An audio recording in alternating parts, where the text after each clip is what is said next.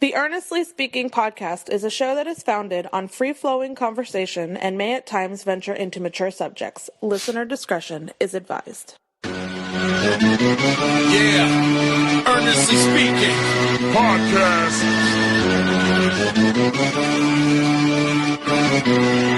Let's get it. I'm a giant in New York, in Miami carry heat. So much more in store, my product can flood the street. Opinion Nation Godfather, CEO. Puff in the late 90s, gon' see me blow. Oh. Got my hustle on, no imitation of that. Army of untouchables, Opinion Nation staff. Never an off season, homie, check the numbers. Heart throb in my own right, supplying southern comfort. Earnestly speaking, my ego is well fed. Earnestly speaking, you're too feeble and no threat. See, I'm like a hurricane, you're a mild breeze. Earnestly speaking, leaving Eli a dynasty. Shake!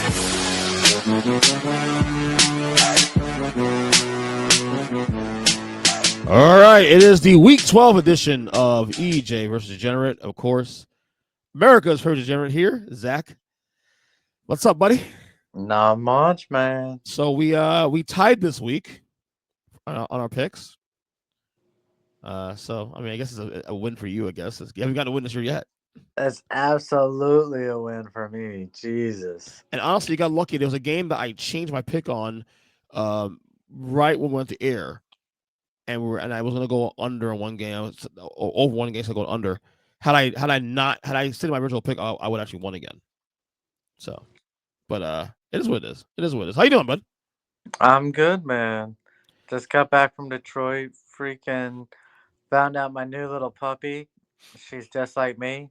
Cannot handle cold weather. Oh, the dog went with you guys? Oh, yeah. So we brought her up there. Now, we couldn't bring her to the actual Lions game, but for the family Thanksgiving and all that, she was a hit. How is it watching the line? Dude, that team is a machine. And we'll get to them in a second. That team's a machine. Look, going into the stadium, people were talking about a little bit of fear, and I'm like, look, this would have to be the biggest upset of the entire season if you guys lost. Easily. It was the biggest spread of the NFL season. It was, and not only that, the over-under in that game was, I think, like 48, 49. They covered in a run. Yeah. What's this, the third or fourth time they've put up over 40 points this season? It's insane. It is insane. Yeah. Like I was saying on the podcast yesterday, that right now, like if you did like instead of doing power rankings, obviously number one in the power rankings, if you did everything right now in tiers, tier one right now is one team. It's Detroit. Tier one is Detroit. Like I will take them against any team right now in the league on a neutral field right now against KC, Philadelphia, Baltimore, you name it. Buffalo, doesn't matter. I will take Detroit right now, head to head against any team right now in the NFL. No, I agree. The only team I would worry about would be the Bills. It wouldn't even be the Chiefs at this moment. Really? Oh, interesting. Well, we'll get to that in a second. All these games here, as you have Week 12 on the docket here. We do have 6 teams on byes. We have the Falcons, the Bills, speaking of who's mentioned, the Bengals, the Jaguars, the Saints, and the Jets. Of these 6 teams, Zach, who do you think needs to buy more? Probably Jacksonville, because they're going to be making some hard choices with their coach, right? Hard choices? I think it's a shoo-in.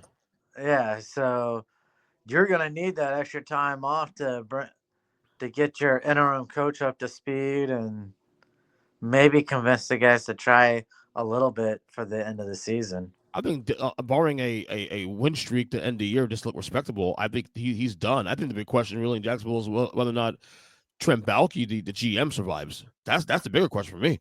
Other than that, I would think he's got to be gone. Who, Baalke? Yeah. Oh, absolutely. He would, but I don't know if he'll do it. Pull the trigger though.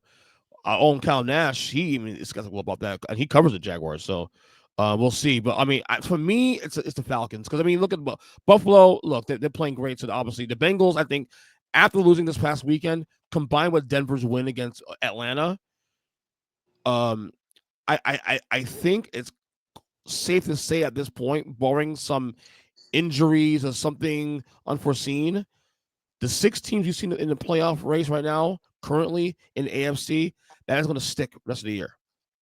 Like in fact, I think right now, based on the way things may look this weekend, based on predictions, we may have a very defined playoff picture by Thanksgiving. If you look at the Walker situation, like right now, the Commanders right now are the 7th seed right now, currently in the race for the wild card. Okay, the next team behind them is 2 games back. Oh, for the NFC, yeah. For the wild card. So basically, that the NFC West, the Cardinals, Niners, and Seahawks, it looks like for them to get in the playoffs, they win the division. Yeah, unless for some insane reason Washington blows the next 2 weeks, it's pretty much out of question for them to miss the playoffs. Yeah. My only concern is and we'll get to Washington in a second, is Jaden Daniels, and he's hurt. He's obviously still hurt from that rib injury. I mean, he looks like it's clearly hurt. But as long as the Niners, the combination of the NFC West continues to hurt themselves, cannibalize themselves, and Washington keep winning some games, it'll be fine. I think Atlanta needs to buy more, because all of a sudden now they lost a couple of games now. We thought they were going to the South now. All of a sudden now, a lot, Tampa wins this weekend in New York, and next that it's a race again. So just saying. Plus, I like seeing the Falcons the last couple weeks. It's been really dreadful the last couple weeks, honestly. So, but anyway, we do got a game Thursday Night Football. We have the Steelers at Browns. The Steelers are 3.5-point favorites. The over/under is 36.5. Zach, I don't think you can go wrong betting the Steelers or betting the under. All right, I'll take the under just for historic matchups, but look, I think Pittsburgh's going to beat them by more than a touchdown, personally. So I saw some stats here, and I don't remember off the top of my head, but the Steelers, especially in recent history, don't do well in Cleveland. No matter how bad the Browns are, they don't play well in Cleveland. This has a trap game written all over it, because of the fact that of the history. It's a divisional game. It's a short week. Look, I think the Steelers win this game. I think they're going to win this game, but I think it's going to be a close game if you'll get credit for. The Browns got embarrassed last week against the New Orleans. So I think they're going to be itching back on the field. They're home. There's a rivalry game. Steelers win, but like you, I like the under as well too. I think that's the best bet of this game. So there you go. I'm with you. All right, next one. We have Vikings at Bears. The Vikings are 3.5-point favorites. The over/under is 3.5. Zach, had the Bears not blown the kick, I might be leaning towards them. But look, I'll take the Vikings. They still have something to play for. Yeah. And by the way, kind of sneaky 8-2 now. Like, so they started 5-0, and we were like, oh, this is really cool. Do we believe that? Is there smoke and mirrors here with the Vikings? And then they lose 2 in a row. We're thinking, okay, well, they come back to earth now, right? Obviously, they're not as good as the record was. But then they've won 3 in a row. Granted, against 3 teams that aren't really on level. But again, you have to win those games. And all of a sudden, they're 8-2 now. The only game back of Detroit. Like, we forget Detroit's best team in football, as you just mentioned. But the only one game behind Detroit right now in the standings. But that being said, the Bears. I look. I don't know what happened. Ever since that Commanders loss on the Hail Mary, they have not looked like the same team. Like, I feel like the soul went away with that loss. They've gone from being possible 5-2 at one point when that happened to now they're 4-6 now. That's a massive swing. But yeah, they should have won last week against Green Bay. Obviously, the block field goal, but I think the Bears are done. I think they're mentally cooked. I think with that as well too, Eberflus, the head coach, will be is right in a hot seat. I think he'll be gone after this year. So give me the Vikings to win this game. The Vikings also need a get right game too. Also a get right. Okay, let's have a great game. We haven't had one of those in about a month. They won 3 in a row, but all close games. Just got a get right game here. Give me the Vikings here to win and win fairly convincingly in Soldier Field. So all right, next one here. Speaking of Detroit, the Lions. The Lions heading to Indy face the Colts. Detroit is 7.5-point favorites. The over/under is 50. Zach, so clearly Detroit could cover it the over on their own. But look, AR-15, you're going against a guy who quit on his own team last week. That's not the case this week against Detroit. I think Detroit still wins big, and I think you see a lot of regression from AR-15, just trying to compete and keep his team up with him. Just taking Detroit, huh?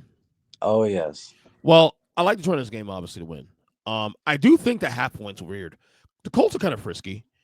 And I'm not saying Detroit have a letdown here, but it wouldn't surprise me if there's a letdown ish game, as terms of like it's competitive or a backdoor cover.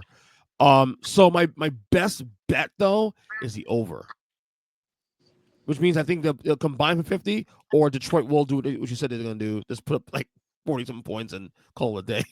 Yeah. Wow. So either way, it hits the over, right? Either way, so I like the over in this one. That's the best bet for me. All right, Patriots at Dolphins. Dolphins are 7-point favorites. The over under is 46. Zach.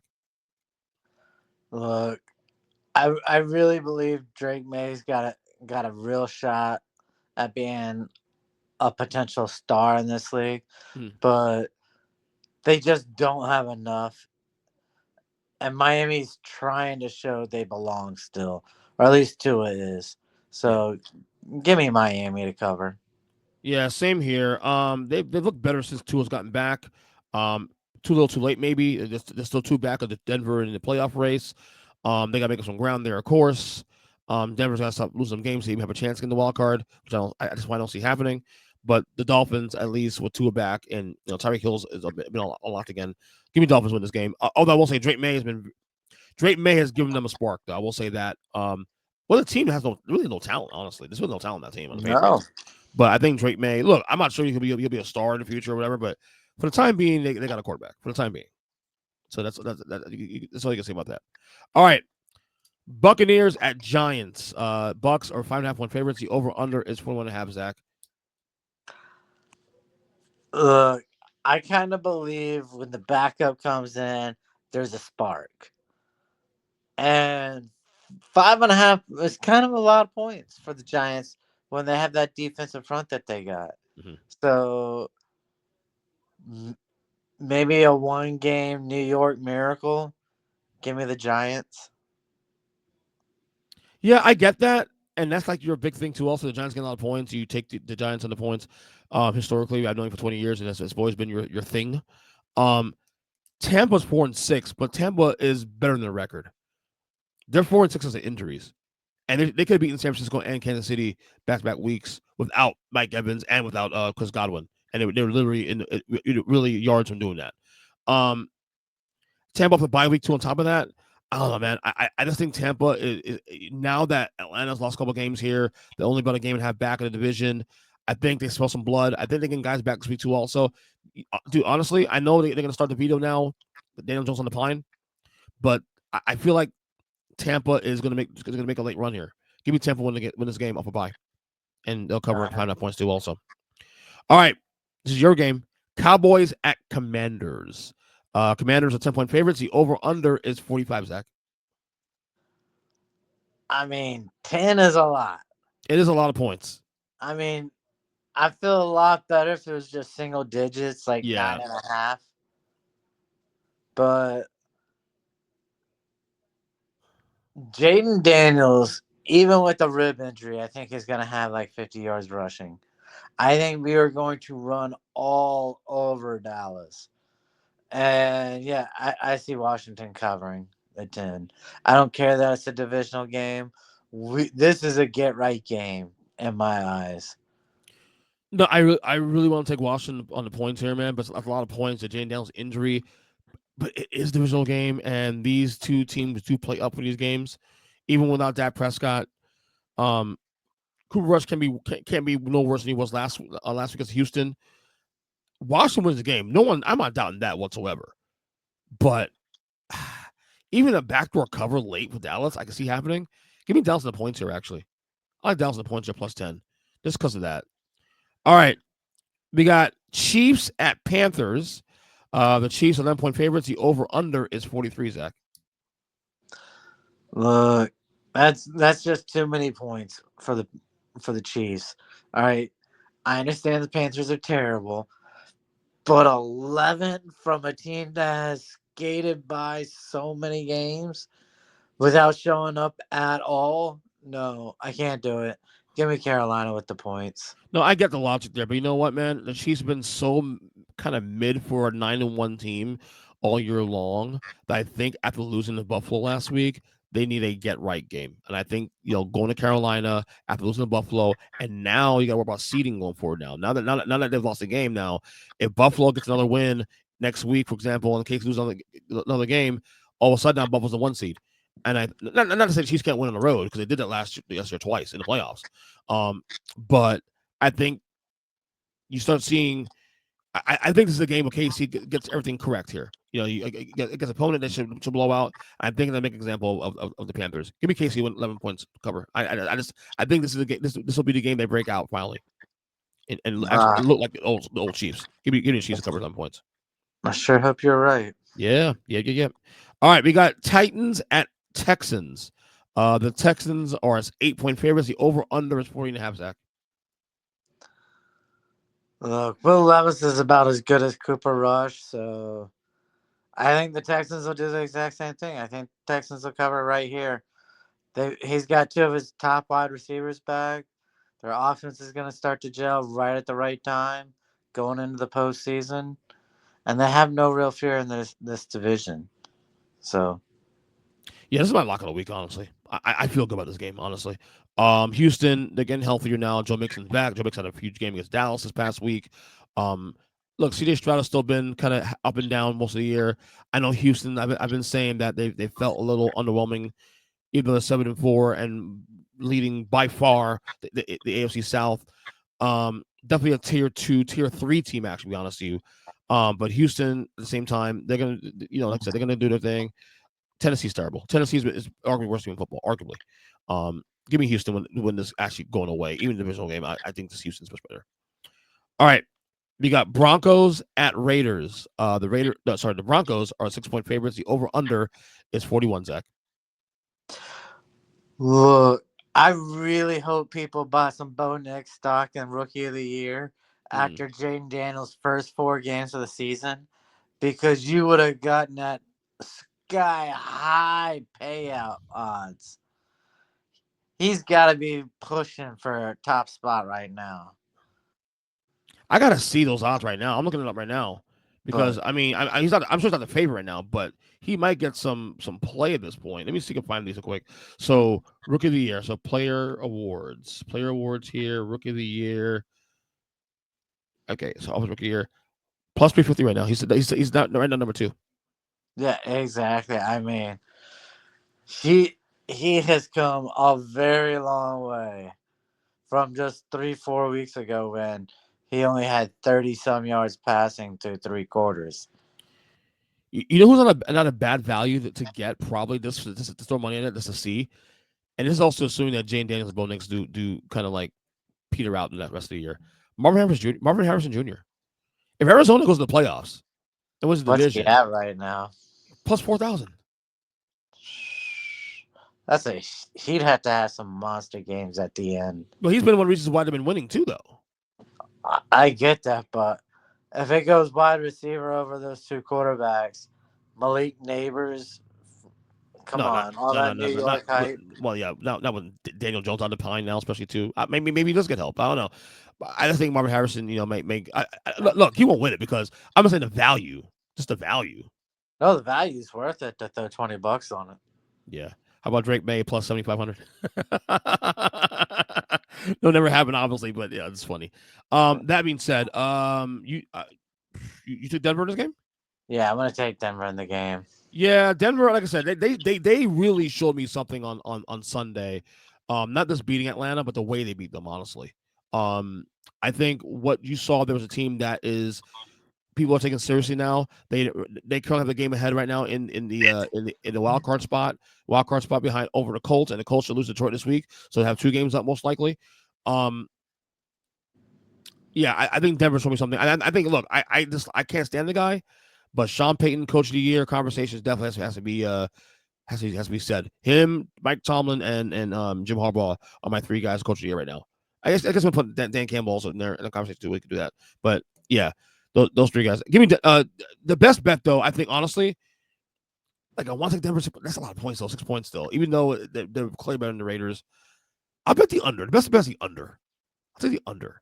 All right. You know what I mean? So the Denver's defense will lock up Minshew and company, and Denver will score probably 27 points and 27-10 maybe. Yeah. So all right. Niners at Packers. The Packers are 2-point favorites. The over under is 47.5. Zach. All right. This is make it or break it for the 49ers. Oh, without question. Without question. So give me the 49ers, and not just a plus a 2, but I think 49ers have to win outright in this game. So give me the Niners money line. Oh, brother, if they don't win this game, this is the season right here. Because again, I explained to you on the top of the show. It looks like, barring Jane Daniels getting hurt again, and the Commanders, just really shitting the bed in the next couple of weeks, or even Green Bay, I don't think Green Bay will do that. It looks like the 3 wildcard teams right now you see in NFC right now are going to be the wildcard teams going to the playoffs in January. And basically the only way to get in the playoffs at this point for the Niners is to win the division. They're currently 1 game right now behind Arizona, but we'll get to them in a second. They have a huge game against Seattle.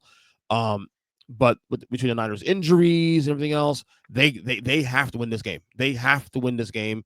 Turn things around, even for anything mentally speaking. So yeah, I'm with you. Like, this has nothing to do with Green Bay. Green Bay is a good team. They're a tier 3 team. But I just think the Niners needed more. Just out of desperation, give me the Niners here, straight up. So, all right. I mean, although Brock Purdy's shoulders is an issue apparently, so to look at. All right, huge game here. Speaking of NFC West, Cardinals at Seahawks. The Cardinals are 1-point favorites. The over under is 47.5. Zach. I do expect the Cardinals to win, but for me, I'm going to take a safer route and just take the over in this game. I think both teams are capable of putting up anywhere from 24 to 27 points. No problem. For every big win Seattle has this year, they have like two bad losses. So that's the big win against San Francisco last week. This spot is they're at home. You should be able to win this game, maybe, but they haven't been good at home this year either, to be honest with you. They've lost some really bad games at home this year. Arizona off a bye, too, especially. Kind of scary. Arizona's playing good football now. This is a spot historically they would fuck up on and not win. And maybe I'm taking a risk here, but I'm starting to buy this Arizona team. I'm starting to like this team. I'm not saying they're gonna compete with the Eagles and Lions and those teams, but I think they're a team that's gonna give teams some problems in the middle. Give me Arizona here. I don't trust Seattle. I trust Arizona more. Arizona, and I know they've beaten some teams supposed to beat, but they've beaten them the way it's supposed to. And that's been impressive with me. Give me Arizona to win this game outright. Cover 1 point, whatever, and yeah, that's that for me. All right, Sunday Night Football. Eagles at Rams. Eagles are 2.5-point favorites. The over/under is 49. Zach. Look, the Rams have something to play for, but the Eagles really are far and above a better team. So I'll take the Eagles on Sunday night. Yeah, a lot of folks think it's gonna be a competitive game. Honestly, I don't. The Eagles are 6 in a row. There's all the internal stuff seems to be okay now. I think this is gonna be a Jalen Hurts game. I think it's gonna be the Jalen Hurts game of the year. I've seen him throwing 3 to 4 touchdowns this week. He plays very well on this field anyway. I know he even though he lost the Super Bowl that year, he had a phenomenal game in the Super Bowl in the same stadium 2 years ago. I think he's gonna go bonkers in this game on Sunday Night Football. The Rams are too up and down at this point now. I think this is gonna be a Jalen Hurts game. Give me the Eagles to win this game and win it very comfortably, honestly. So, all right, and finally, Monday Night Football. Ravens at Chargers. Hopefully, be hanging out for that game together in some bar or whatever. The Ravens are 3-point favorites. The over/under is 51. Zach, this is huge. It's a game of the week. Man, Lamar, how you fallen over the last 2-3 weeks? Everyone was thinking about you being a repeat MVP. Now, can you even get your team to the playoffs? Oh, I think it's a problem. I think they get the playoffs. Really? Well, I mean, again, the way let's they're say, playing now. well, look at look at the rest of the AFC though, below Denver. No one's catching up to that. It's a matter of seeing at this point. I don't know, man. Still a chance with Cleveland, or not Cleveland, Cincy. No, since he's But done. Yeah, after last week, I'm out. I'm out. all right, Um, I, who got in this game? I'm gonna take Baltimore just to put the pressure on Lamar, but Yeah, I know the Chargers are the best scoring defense in football, and their defense is pretty good, and they could probably bottle up Lamar. I just think this is the week. I think this is the Lamar game. For every bad game that he has or the team has, or the game they should have won, because as bad as they played against the Steelers last week, they should have won that game. yeah, I think Lamar goes off. I think it's gonna be. I think Lamar rushes for 100 yards, passes for 200 plus himself on there as well too. I think this is a get right game for the Ravens. This is nothing against the Chargers. Obviously, Jim Harbaugh is a coach of your candidate, and the Chargers are a good team. They'll be in the playoffs, the whole nine. But I think this is a game that reminds folks, oh yeah, the Ravens, despite their flaws, despite Jim Harbaugh or John Harbaugh rather being a little bit, a little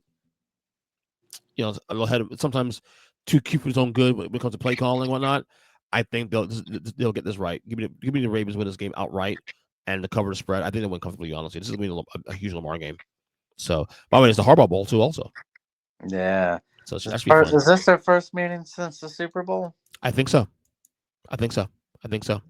So there's that for this week's best bets of week 12. All right, let's react real quick to the latest in college football. They just released their playoff 12 last night. As you see on the screen here, look on YouTube, of course, on my YouTube page at youtube.com/Earnest Christian. Here's this week's latest top 12 in college football, playoff 12 rather. You got number 1, Oregon, 2, Ohio State, 3, Texas, 4, Penn State. Then you, of course, got number 5, Indiana, number 6, BYU, 7, Tennessee, 8, Notre Dame, 9, Miami, 10, Alabama, 11, Mississippi, and 12, Georgia. I wish. Wait, this is like last week's. This is like last week's list. I'm just now realizing there are 4 Big Ten teams in the top 5 right now. Let me make sure I got this right because this looks like last week's team. Yeah, this is last week's list. Apologize about that. They didn't update their website. The collegefootballplayoff.com did not update their actual list.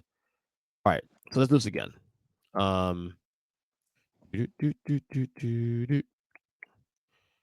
CBS. So go to CBS. That's last week. Okay. All right. So here's the top 12 here. See on the screen. I apologize on Google. If this can show up, be nice. But right now, the top 4 I think still the same. Go to CBS.com real quick. All right, there's the top 12. Okay, there it is right there. So your top 5: Oregon 1, Ohio State 2, Texas 3, Penn State 4. Nothing's changed. Indiana is 5. Well, man, so I hate this because this is there it is. Okay, Indiana's 5. Okay, that's right. Notre Dame 6, Alabama 7, Miami 8, Ole Miss 9, Georgia 10, Tennessee 11, Boise State 12. That's the top 12 right now. Tennessee was too high because Tennessee lost this week in Georgia. All right. Do any thoughts on this list? What did they get right? What did they get wrong? I mean, I don't really believe Penn State should be that high. I agree with that 100%. But, I mean, right now, yeah, those probably are the 12 best teams.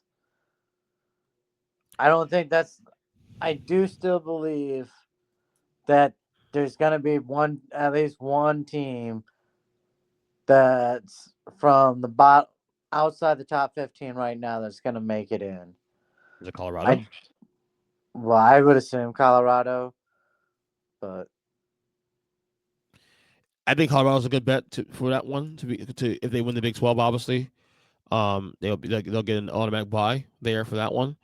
Other than that, any other teams I think outside the top, Clemson would be on the one I would look at because the ACC is so weak anyway. If they beat Miami in the ACC title game, they'll get the bye week immediately. So those are the 2 teams I've seen in the top outside the top 12 right now that are teams that can bust up this entire thing. To me, this list. I can understand why I have number 1, number 2. I personally will swap 2 and 3. Me personally, Penn State's too high. I actually would put Indiana ahead of them right now, but virtually of the unbeaten record. Though this weekend we'll find out more about that as they play Ohio State. Notre Dame a little too high in my opinion. That's just my opinion. I will still put 2 loss Alabama ahead of Notre Dame, but I get why they did that. Miami's too high in my opinion. I think honestly, Ole Miss, Georgia, and even Tennessee's better than Miami in my opinion. I understand why Miami's there because of one loss, but some of their wins have been really like by the skin of their teeth, in my opinion. So I would put Miami as low as 11. Honestly, I think the three teams below Miami are better than Miami. Honestly, and I think they'll blow them out head to head. That's where I'm at. That's where I'm at on that one. But again, this is just the rankings. This is all based on who the top teams are, not based on the seedings, because obviously the seeding it'll be a little bit different. Obviously, if because like right now, look, for example, Oregon, Ohio State on the same, both only one of those teams will get a bye. So because in the same conference, but that's this week's latest in college football playoff seeding this week. We got 2 more weeks to go before the conference championship weekend.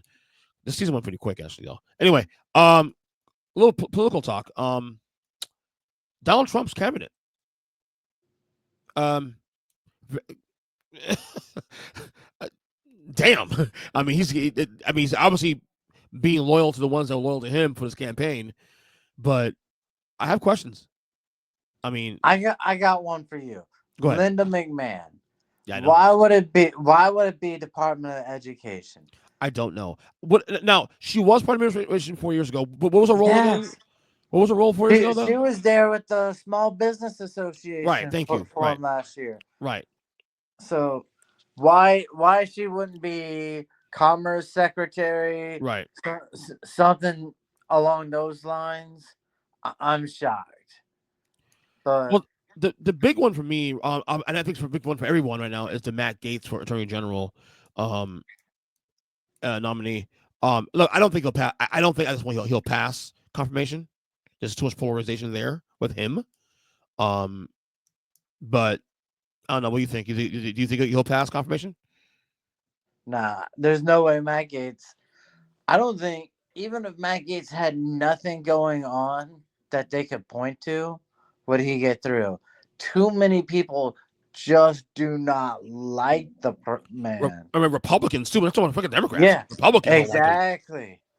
So I think there'll be quite a few willing to just vote no and be like, yeah, I'm sorry, Donald, you got to go get someone new. Bring in your lawyer. Michael Cohen. No. No, his backup is his personal lawyer. Okay. For his last trial. So the chick? No, Alina? Some guy. Okay. Tulsi Gabbard for intelligence. Hey, way to play. I don't know who's getting played there, whether it's Tulsi getting played or Donald getting played on that, but she's there, and Marco Rubio, a guy who wants to go to war with everybody and put sanctions on everybody. So all they're going to do is butt heads. I will say on optics, Marco Rubio is the only one Secretary of State that actually looks like a grown-up pick because he has a lot of experience. Well, I don't agree with his politics. I'm just saying that in terms of someone who actually does a government job. What has he ever gotten right, though? Like, he came out when he was just a state in the state Senate for Florida for the Iraq War. Mm-hmm. He's defended it. He's defended Afghanistan. All right.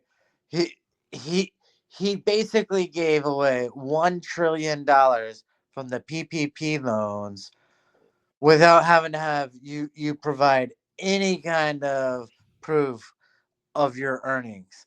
Like, this guy has bankrupted part of our country and would love to do away with shit. And he's a warmonger, wants to put sanctions on every single country in South America, and then wonders why people are coming here through immigration. Like, come on. He's a terrible choice. RFK Jr., health and services. So this is complicated for me because RFK, his issues with food and seed oils and additives in food, I'm right there with him. Right there with him. Yeah. I'm with them on there. But it's everything else that scares me with him. Oh, you mean the measles outbreak when he Vaccine conned stuff some and stupid?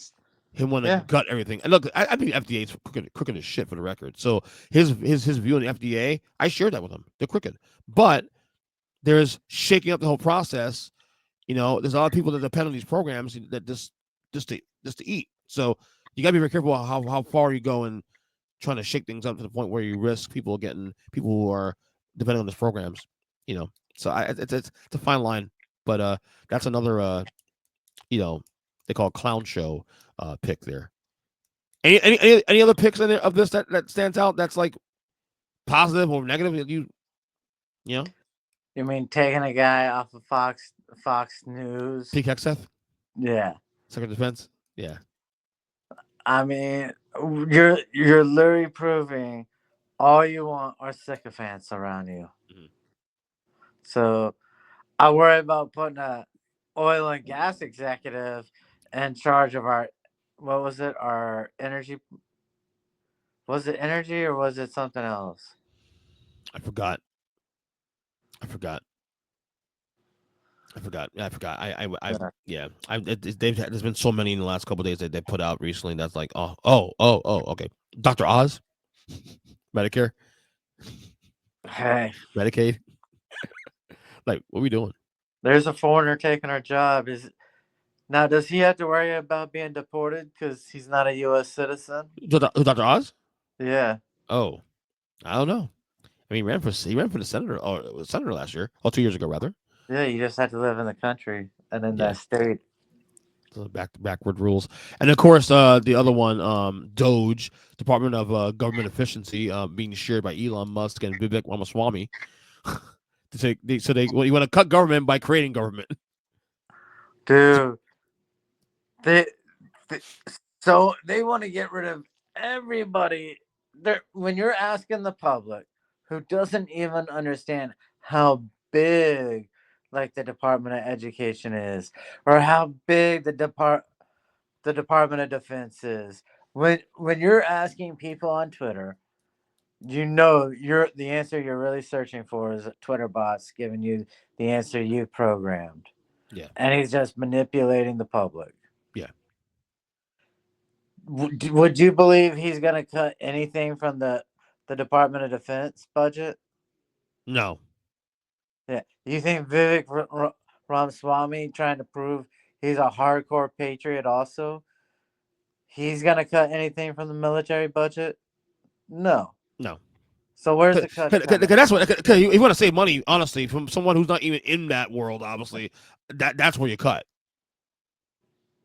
But of course, you say Absolutely. but of course, you say that you're unpatriotic now. That's it. That's that scam. Yep.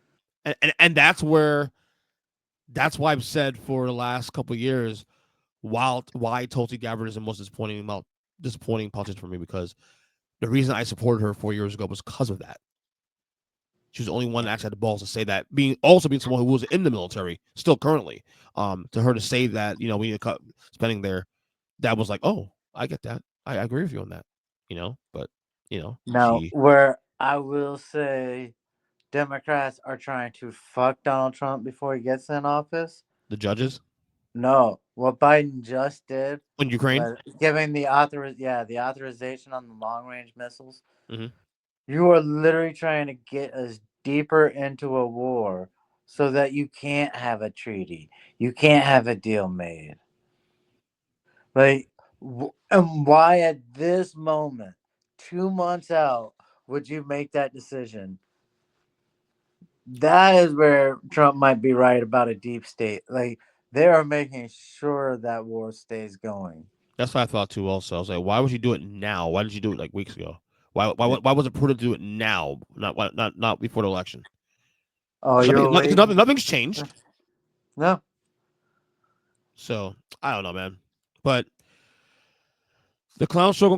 We'll see. We still got 2 more months. I will say though, and maybe because we're used to it already.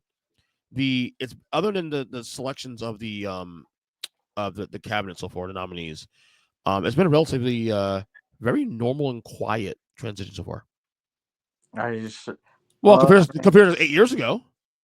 How many people are you Bro, coming across? People already concerned about deportations? Of course, but what I'm saying is that in terms of the optics and everything else, it's like in terms of like no one's protesting and none of this shit. There's no protests going on right now. Well, I think that's because they're all fucking scared now.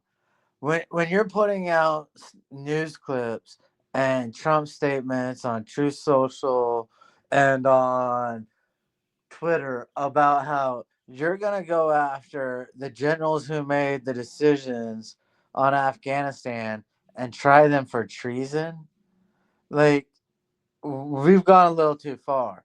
They're creating a list of every journalist who said bad things about them on liberal media networks so that they can take them to court and put them in jail.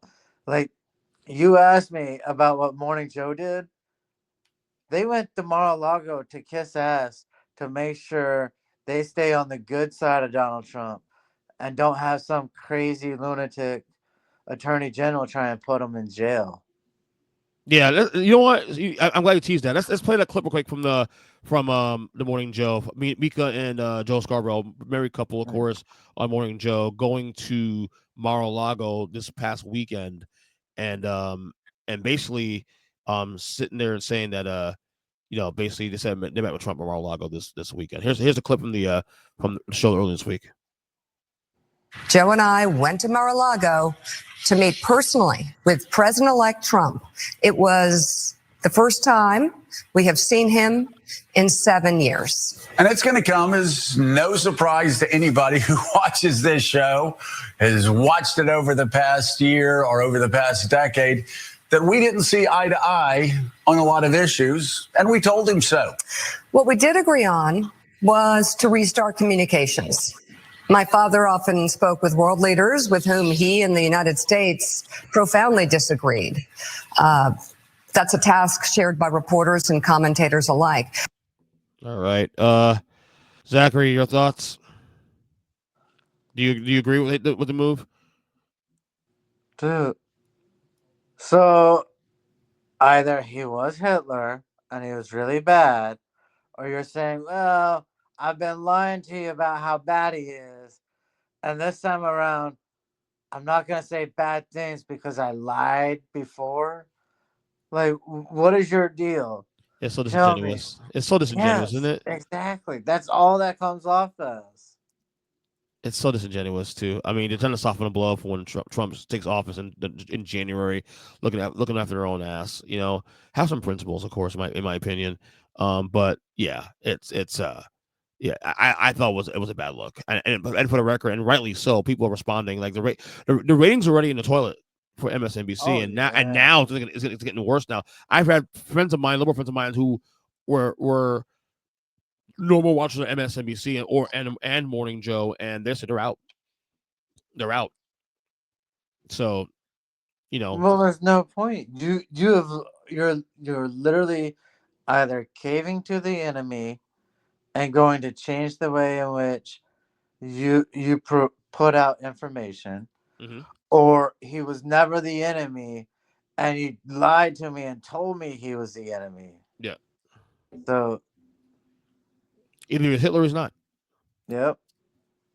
But yeah, it was a bad look, and by the way, everyone, left, right, center, you name it, criticize them to the hilt, and they deserve that. So see how long they last on there now, because the ratings were, like I said, the ratings were already cratering before. Now it's going to crater more probably. So, but who are they going to put in place of it? They put something else. They'll pay somebody cheaper than pay those two. Yeah, that might be the only thing they do right. Right. So anyway, Zach, good luck with your picks. You too. And we'll hopefully see you in person next Monday, whatever location we decide on. Monday football. All right, man. So, all right, brother. All right. All right, brother. Take it easy. You got it. Take it easy. Later.